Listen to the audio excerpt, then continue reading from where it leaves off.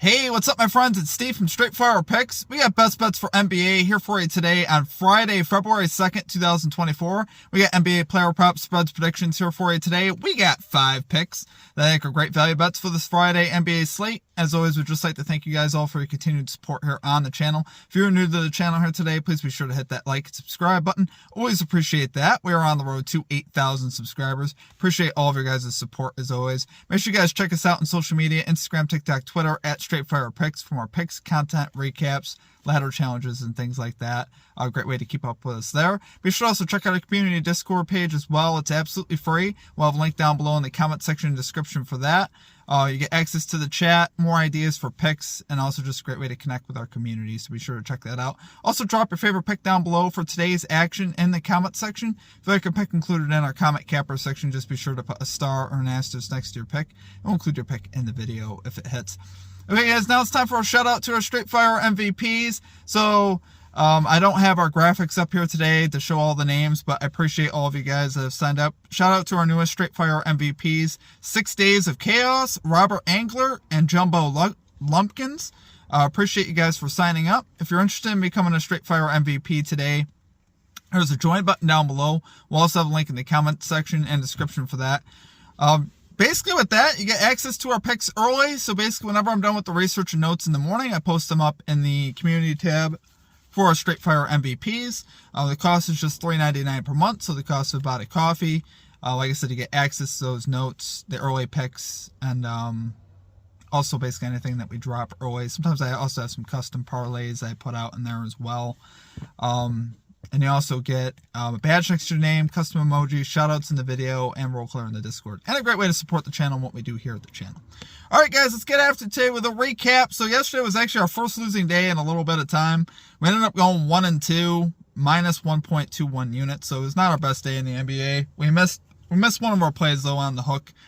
So a bunch of you I saw actually did cash one of our other plays that lost. So hopefully that worked out for you guys. We had Jaren Jackson under 34.5 PRAs. That's one I'm talking about. He finishes with 35, gets there late.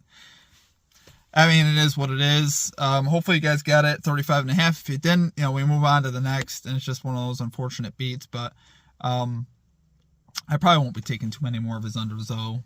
His volume was honestly just too high there. So that was honestly not the best read by me. That's not a play that after I was like, didn't really want that. But Jalen Brunson, under 7.5 assists. He had 1 the whole game, which was amazing. That was the most sweat-free cash we've ever had. And that moved into plus value, too. So hopefully you guys got that one. Then we missed on the Utah Jazz, -5 spread. Game was fairly close throughout. Sixers really were in control, though, most of the game, I got to say. Tyrese Maxey went for like 50-plus in that game. And it just did not happen for Utah last night. But I don't mind that. Sometimes it's going to happen. But like I said, that was one of our worst days in a while. We're still 19-7 in the last 6 days. So we're still on quite a nice run. We're still 68-31, or rather 67-31 over our last 98 picks. So we're still doing fine. You're going to have these days every now and then. And really, it wasn't that bad. We survived. We're down a unit. Let's bounce back today, though. For our comment cappers, we had bet with the boys calling the Grizzlies +8 spread. I love that play. Cash that. It's a great call out there. Let's get back after today, guys, with this 5-0 sweep. Let's get right into our picks here. At number 1, we got Jeremy Grant, under 3.5 rebounds, +105 odds on DraftKings. So you guys know we love playing Jeremy Grant for a stretch of time there.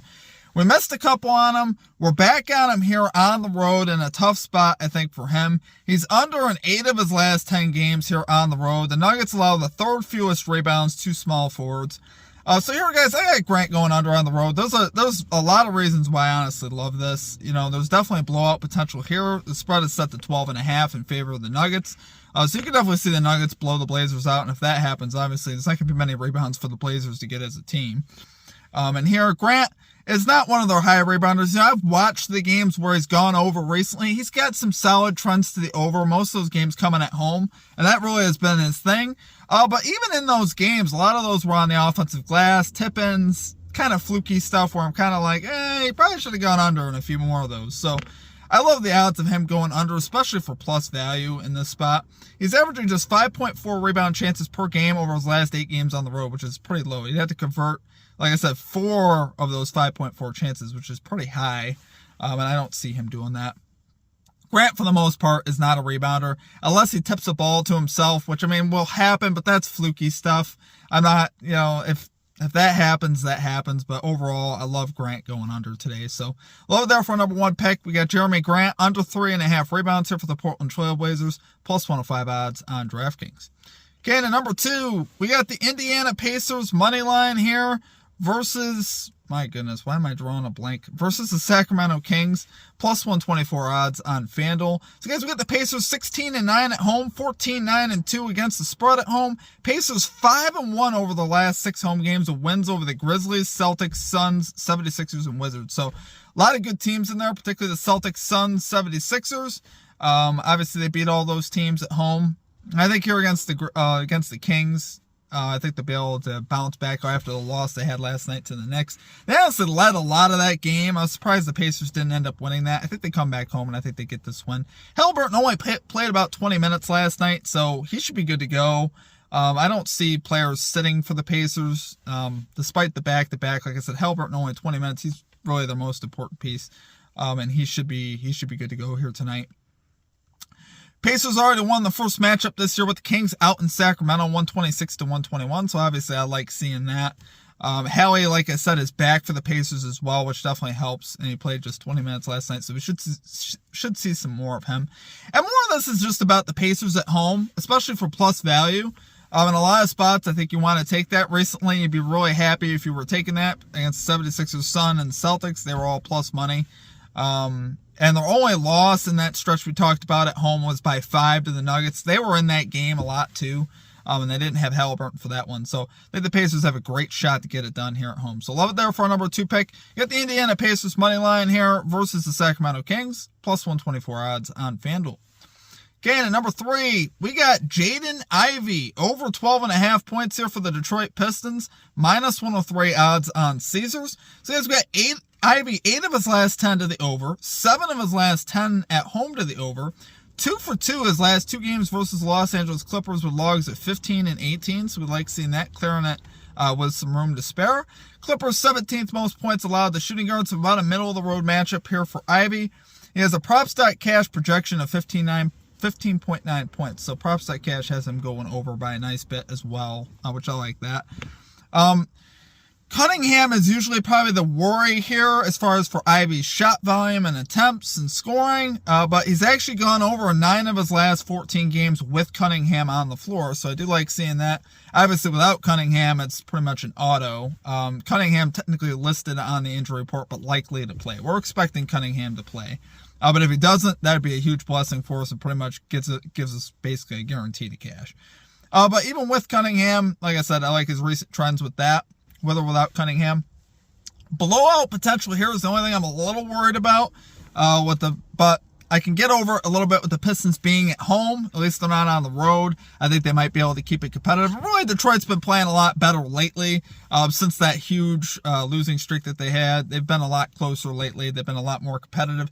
Particularly at home, we saw them win 120-104 over the Oklahoma City here recently at home. So they've been playing a lot better. I think they could keep it competitive enough to keep them in the game. And I think you'll have a great shot to go over. So love it there for number 3 pick. We got Jaden Ivey over 12.5 points here for the Detroit Pistons, minus 103 odds on Caesars. Okay, and at number 4, we got Cody Martin under 4.5 assists here for the Charlotte Hornets, plus 115 odds on PointsBet. I love the value on this one, guys. Cody Martin under in 7 of his last 10, 9 of his last 10 on the road. Once again, blowout potential here for the Hornets. They are on the road, which obviously don't mind fading him in that spot, or fading Martin here. He's under in 6 of his last 10 games without LaMelo Ball, and 5 of his last 6 under on the road without LaMelo Ball. So I like seeing that. You got to factor in both equations here. Obviously, missing Ball from the lineup is a huge thing, and we still want to know that he can go under without LaMelo Ball, which he can. Hopefully LaMelo plays. If LaMelo Ball plays, that makes this bet a lot easier as well. You just don't know. He is listed on the injury report with that ankle injury, and we'll see as far as what happens there. I'm not sure as of yet. Oklahoma City, 15th fewest assists allowed per game at home, 14th fewest assists allowed to shooting guards over the last 7 games. So overall, this isn't the greatest matchup for Martin. It's about middle of the road, but I love the plus value. I love the trends. I love the fact that they're on the road and could easily get blown out, which means he ain't going to be getting no assist. If they're getting blown out, they ain't scoring, right? Oklahoma City's got a decent enough defense. I think they can hold it down and not allow anything easy here as far as for Cody Martin on assist. And I love the plus value. I think the plus value is the biggest thing I'm looking at for a play like that. So love it there for number 4 pick. We got Cody Martin under 4.5 assists here for the Charlotte Hornets, plus 115 odds on PointsBet. Finally, at number 5, this one isn't as much trend-based. This is more his history versus his team. But this is Draymond Green, over 22.5 PRAs here for the Golden State Warriors, minus 115 odds on FanDuel. So you got Green here, guys. 5 of his last 10 to the over, 5 of his last 8 on the road to this line. So pretty solid overall. Now, since he's been back, he's only 1 out of 5 to this line. So obviously I don't love that, but he is now starting, and he's been kind of getting better and better each game.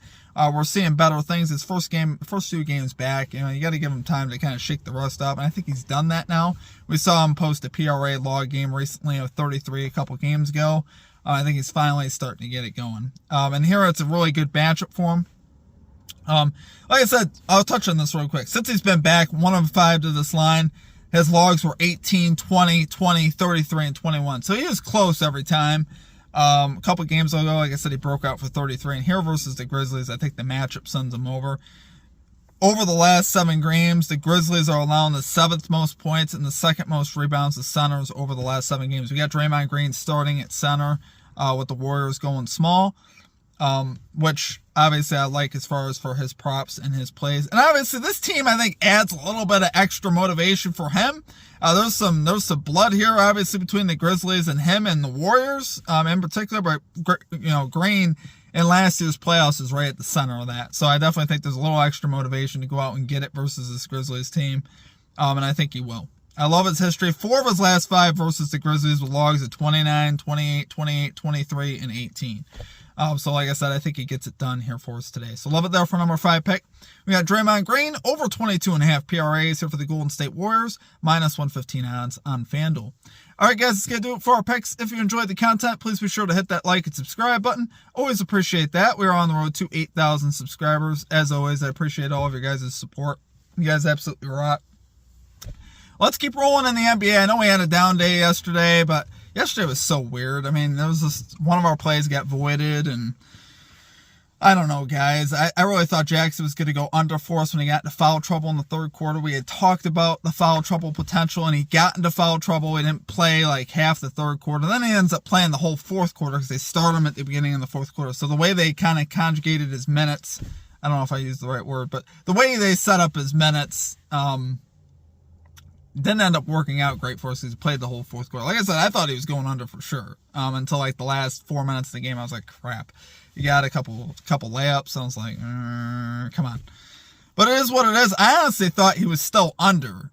They must have added a rebound back in, because when I checked it, I was keeping track in my head, and I was like, he's at 34. And then I went and checked it. It was at 35. I'm like, I could just scream, guys. But it is what it is. Sometimes you get those bad beats every once in a while, but we bounce back today. But anyway, I appreciate all of you guys. Rock. Make sure you guys hit that like and subscribe. Check out our membership here at the channel. We're at 48 channel members, so if we get to 50, that'd be awesome. So just 2 signups today, that would really be cool. So if you guys are interested in doing that. So I appreciate all of you guys. Hope you guys have a great rest of your day. We'll catch you next time. Peace out.